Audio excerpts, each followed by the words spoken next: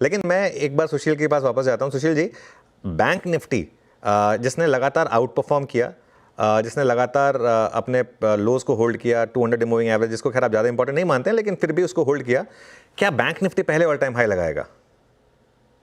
अनुज, काश आपने ये प्रश्न मुझसे नहीं पूछा होता। काश।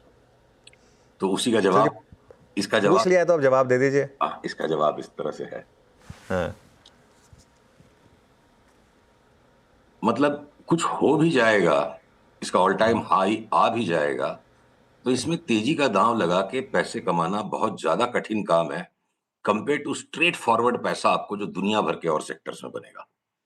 तो दूसरे सेक्टर्स में लगाने के लिए इनफ पैसा मिल जाएगा, यहां से वहां से कहां से, तब करेंगे। मतलब बैंक निफ्टी को हमारा प्रेफर्ड सेक्टर नहीं होगा, but within bank Nifty अनुज लगातार 10 दिन से हम ये मेंटेन करके बैठे, पीएनबी में 80% की रिटर्न, एयू बैंक यहाँ से 35-40% उछल जाएगा, या आपके बैंक ऑफ बड़ौदा 50-60% बढ़ जाएगा, पीएसयू बैंक जोर से स्पर्ट कर जाएंगे, छोटे वाले जितने भी बैंक से बढ़ जाएंगे, और ये आपके आईसीआईसी और एचडीएफसी बैंक, ये लार्जेस्ट दो बैंक हताश कर सकते हैं।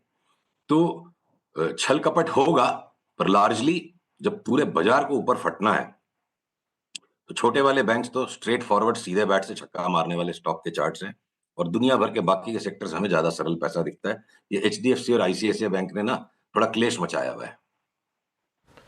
अच्छा, गौतम जी, अब आपके उस पॉइंट पर वापस आता हूँ।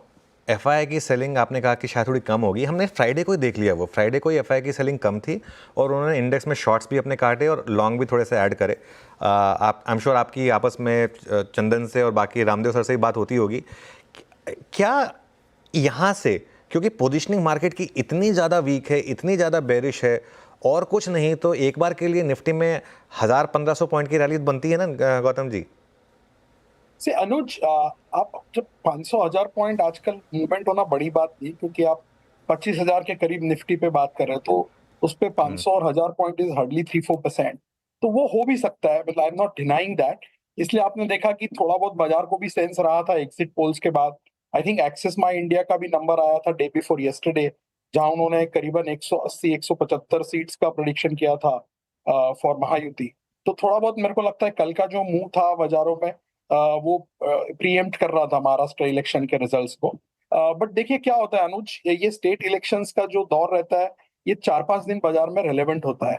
और आजकल इलेक्शन और बाकी बहुत सारी चीजें जो है ना, इसका न्यूज साइकिल बहुत फास्ट मूवमेंट होता है, राइट? बिकॉज आप ये भी ध्यान रखिए कि जियो पॉलिटिक्स में भी काफी उथल पुथल हो रही है, और जिसका इम्पैक्ट सीधा बाजारों पे गिरता है, स्पेशली इन एफआई पोजिशनिंग। तो मेरे हिसाब से एक एक शॉर्ट टर्म रिबाउंड आना कोई बड़ी बात नहीं होगी, लेकिन वो सस्टेन करने के लिए सबसे जरूरी है कि कॉर्पोरेट अर्निंग्स में थोड़ा बहुत इंप्रूवमेंट आए। बिकॉज हम पहली बार देख रहे हैं पिछले 5 सालों में जहां पे अर्निंग्स ग्रोथ सिंगल डिजिट में आ रहा है। आपको याद होगा 2020 से 2024 में निफ्टी या ब्रॉडर मार्केट का अर्निंग सीएजीआर करीबन 24 से 26% था। अब इस साल 5% है और अगले साल का अनुमान हमारा 17% है।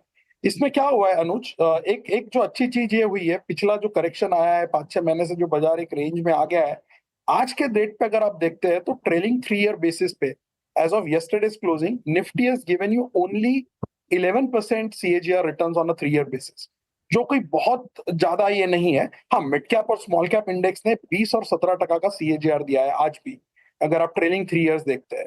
इसलिए मैं फिर से वही बात दोहरा रहा हूँ कि लार्ज कैप में आपको कई सारे अपॉर्चुनिटीज ओपन हो गए अभी ये करेक्शन की वजह से। जैसे मैं देख रहा था 2Q FY25 के नतीजे के बाद कौन से ऐसे विनिंग स्टॉक्स या सेक्टर है जहां पे despite muted result season, bottom up stocks have done well on earnings. So चाहिए आप एसबीआई देख लीजिए, M&M देख लीजिए, L&T देख लीजिए, हर एक सेक्टर में ऐसे एक या दो स्टॉक जरूर आपको निकल के मिलेंगे जहां पे इंडिविजुअल बॉटम अप लेवल पे अर्निंग्स काफी स्ट्रांग रही है।